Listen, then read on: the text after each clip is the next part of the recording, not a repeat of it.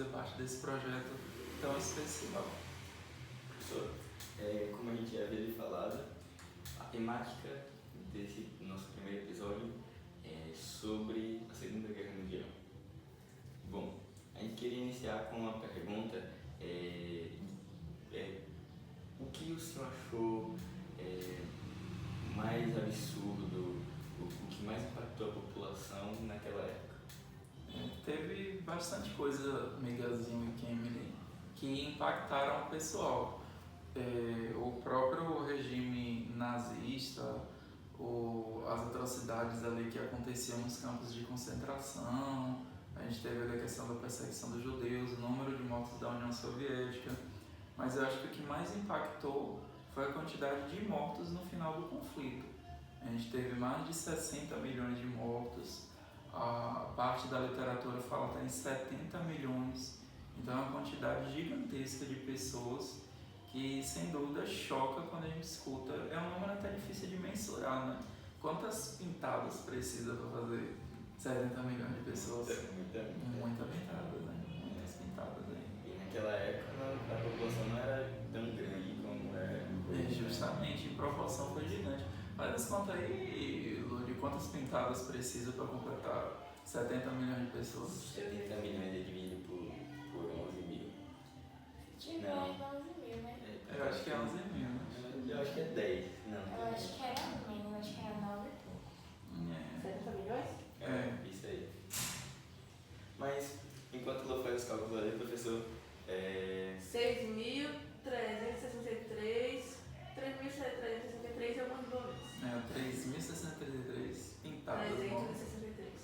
é muita pintada, Muita pintada, Professor, continuando aqui a pergunta, os grupos, a gente sabe que teve grupos na Segunda Guerra, como eles eram divididos? A gente teve uma divisão de dois sistemas de aliança distinta. A gente teve a Tríplice Entente, que seria ali o acordo tríplice, que apesar de a gente falar tríplice, teve meio mundo de país, né? A gente teve ali a Inglaterra, França e União Soviética. A gente vai ter ali somando também vários outros países, como Estados Unidos. A gente vai ter uma série de países a mais ali nesse grupinho. O próprio Brasil entra ali também. Do outro lado, a gente teve a Tríplice, a gente teve o eixo. Eita, não falei, foi da Primeira Guerra. Tríplice Aliança. Os aliados na Segunda Guerra Mundial foram Estados Unidos, União Soviética, França, Inglaterra e Brasil. Aí o eixo, que a princípio tinha o nome de eixo Japão, Roma, Berlim, que era composto pela Itália, pela Alemanha e pelo Japão, era outro grupo. Então a propaganda que os aliados faziam é que eram as repúblicas contra as ditaduras. Não é algo que funcionava na realidade, porque a Rússia também era uma ditadura.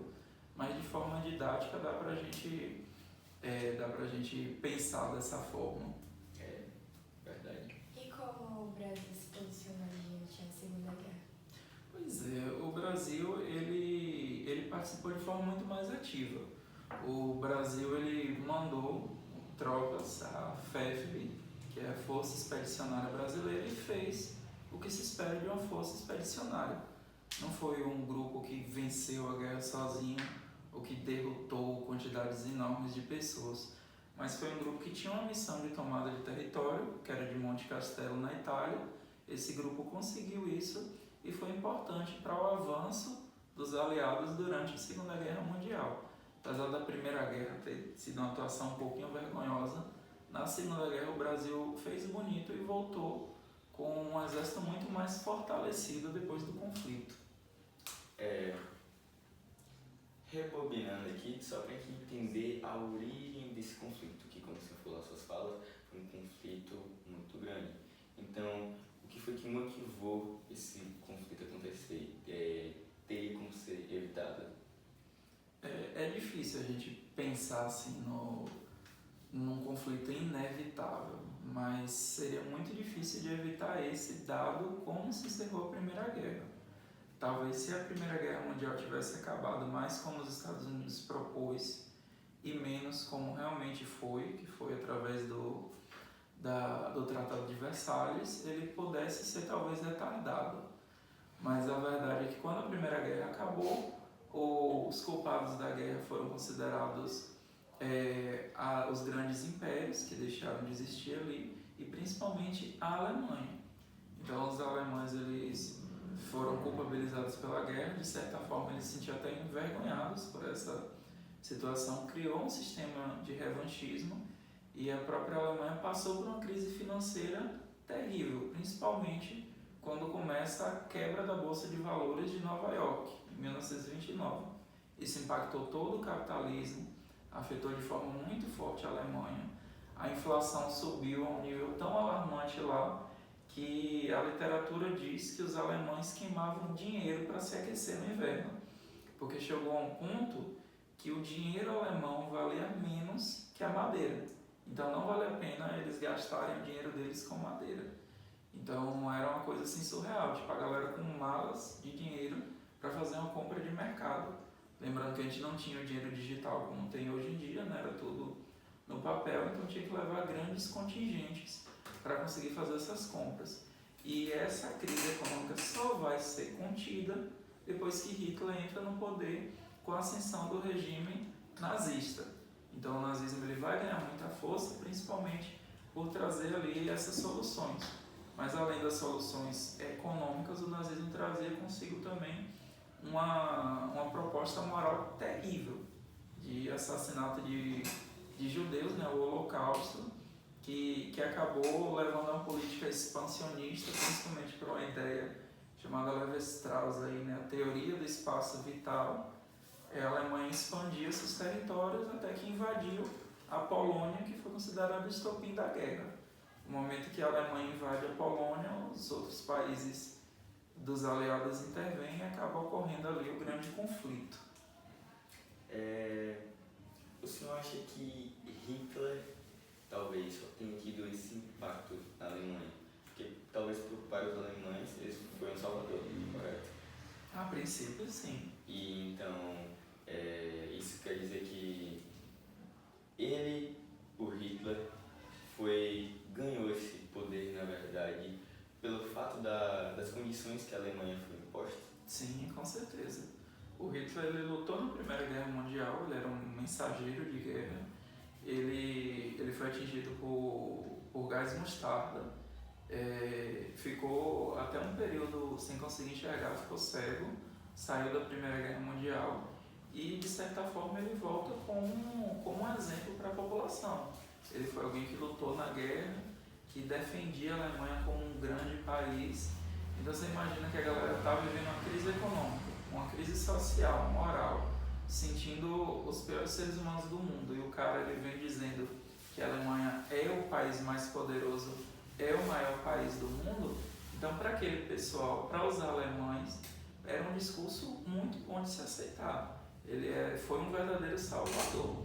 E quando ele começa dominando territórios, trazendo mais dinheiro para a Alemanha, de certa forma roubando fábricas de outros países ali, né? Anexando territórios, ele faz a Alemanha crescer, diminui a crise, então a princípio ele foi um grande salvador. E a gente fala muito dos ataques de Hitler, mas a princípio, antes de invadir a Polônia, uma série de países pediam para fazer parte da Alemanha. O próprio Hitler ele não nasceu na Alemanha, ele era austríaco. E a Áustria ela queria fazer parte da Alemanha. Então a Áustria é anexada sem conflito, vários países pequenos entram na Alemanha sem o Hitler levantar uma arma, porque eles viam na figura do Hitler um libertador, alguém que trazia solução para os problemas do capitalismo. Tem um acontecimento que houve em Berlim, a queda do muro. Esse muro foi feito lá para quê, na verdade? Tá certo. A guerra ela começa em 39 até 45. Quando a guerra acaba, que a Alemanha é derrotada, ela é derrotada pela União Soviética e todos os países vencedores, os principais, querem um pedacinho da Alemanha. Então a Alemanha é dividida em 4 zonas de influência. Ela é dividida entre Estados Unidos, União Soviética, França, Inglaterra. Logo, França e Inglaterra vão abandonar ali e a gente vai ter Estados Unidos e União Soviética lutando pelo domínio alemão. Parte da Alemanha vai ter um sistema econômico socialista, que era o regime de governo da União Soviética, e a outra parte vai ser capitalista. O que é que acontece? Muitas pessoas se aproveitavam dos programas governamentais socialistas, do dinheiro que o socialismo dava, e moravam na parte socialista, mas iam trabalhar na Alemanha capitalista. Aí ganhava dinheiro do Estado e ia trabalhar para ganhar mais dinheiro. Para evitar esse tipo de problema, sem falar que eles gastavam o dinheiro na parte capitalista. Então, para evitar esse problema, a União Soviética levanta um grande muro, divide a Alemanha no meio, e aí parte dela vai ser capitalista e parte socialista. Esse muro de Berlim, ele vai ser o grande marco para um evento histórico posterior, que o nome é Guerra Fria, um dos principais marcos.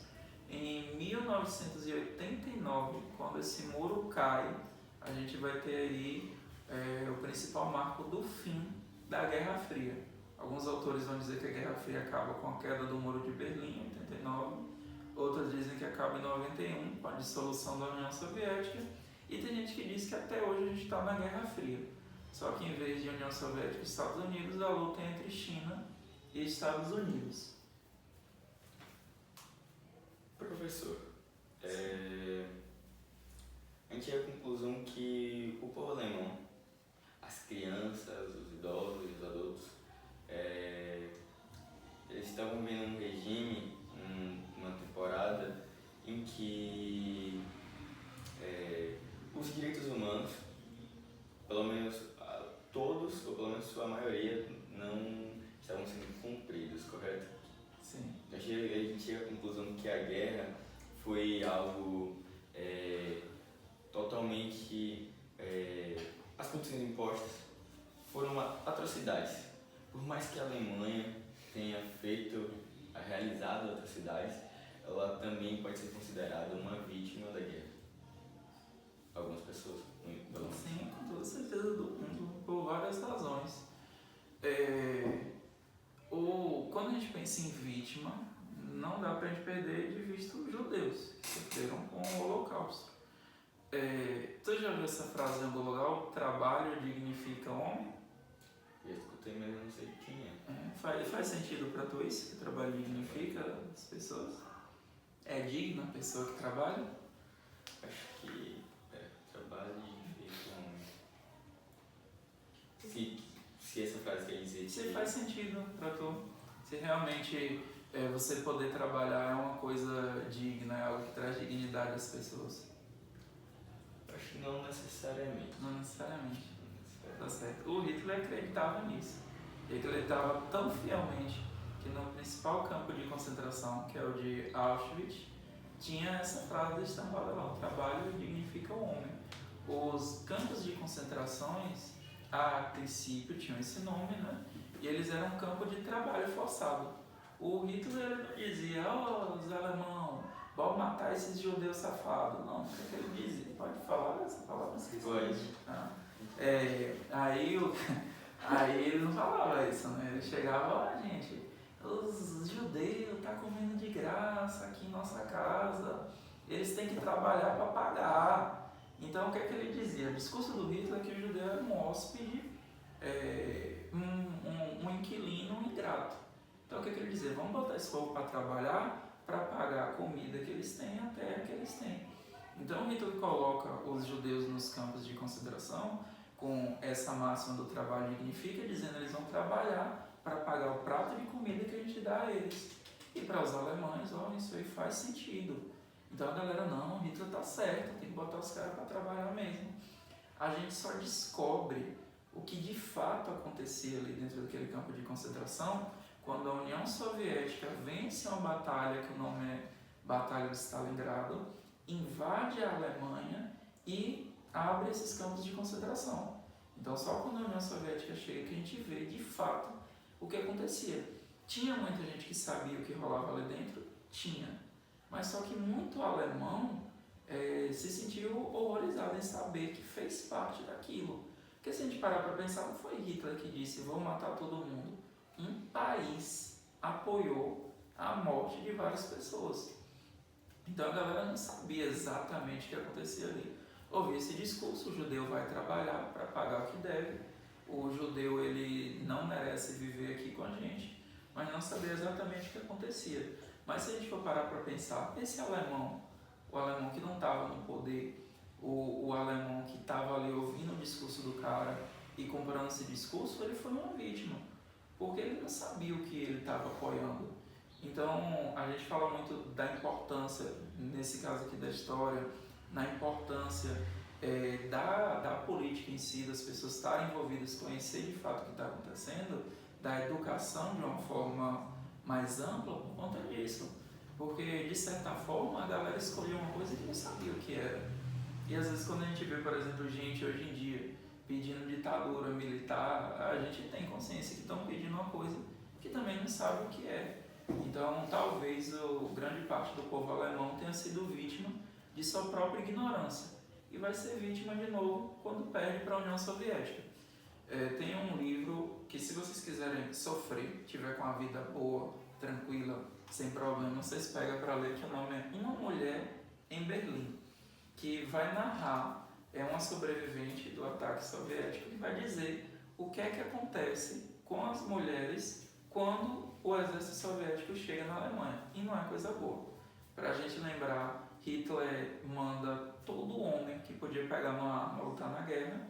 O último exército alemão era composto por crianças entre 10 e 16 anos e idosos que tinham se aposentado, mas voltaram para a guerra para ajudar seu país. Então, quando a União Soviética chega na Alemanha, só encontra mulheres e assim, é uma das maiores atrocidades que a gente tem na guerra, porque a gente vai ter, depois do ataque soviético, várias mulheres que engravidam desses atos de violência que sofreram, e o governo alemão tem que incentivar essas mulheres a não abortarem seus filhos. Hoje, grande parte da população alemã é descendente de russo por causa dessa guerra aí. Então, os alemães foram vítimas várias vezes e por várias razões diferentes. Então, se você tiver com a vida bem tranquila, leia depois, Uma Mulher em Berlim. Professor, a gente está chegando no fim do podcast, mas para finalizar a gente queria uma pergunta, o senhor já encaminhou um pouquinho aí, que é justamente o que essa guerra traz de significado, o que foi desenvolvido depois, que mudou o mundo nesse sentido de criar direitos sociais. Se tem uma coisa positiva aí, que é o fim dessa guerra, depois de todas as atrocidades que foram cometidas, a gente teve uma preocupação muito maior nas questões humanitárias. A gente vai ter, por exemplo, o crescimento do movimento sionista, que é um movimento que quer um país para o povo judeu, que vai gerar um outro problema mundial hoje, que é o Estado de Israel dentro do território palestino. A gente vai ter o desenvolvimento ali o início, né, da Organização das Nações Unidas, esse desejo de políticas mais voltadas para impedir guerras, impedir conflitos, e a gente vai ter uma discussão muito maior sobre questões humanitárias. Tem uma autora que é muito bacana, que é a Hannah Arendt, que ela tem um livro espetacular, que o nome é A Banalidade do Mal, que ela vai justamente discutir isso, como num momento de guerra, a maldade, essas coisas horríveis, que quando a gente lê, estuda, ouve, a gente se sente impactado, como aquelas coisas eram banalizadas. Como milhões de pessoas morreram com os ataques nucleares dos Estados Unidos. Mas, para os caras, foi comemorável a explosão da bomba atômica. Toda vez que os Estados Unidos vai contar a história da Segunda Guerra Mundial, essa história acaba com o lançamento das duas bombas. Toda vez que o Japão vai contar essa história começa com o lançamento das duas bombas. Então a Hannah Arendt ela vai trazer como a maldade ela é banalizada dentro desses períodos de guerra e dentro dos discursos humanos. Então, se a gente tem discussões mais avançadas sobre uma ideia de humanidade, sobre uma ideia ali de se preservar as raças, preservar etnias, é porque nessa guerra aí a gente teve a violação de todos esses direitos. A gente queria lhe agradecer desde já por ter participado do nosso primeiro episódio e a gente trouxe um brinde de participação do nosso querido professor. Muito obrigado, Fiquem. fico muito agradecido. Não vou nem consumir, vou guardar aqui para sempre, para guardar, lembrar do podcast. Então fiquem com isso daí e até o próximo Papo e Hype. Fala aí, professor Lucas. Papo e Hype.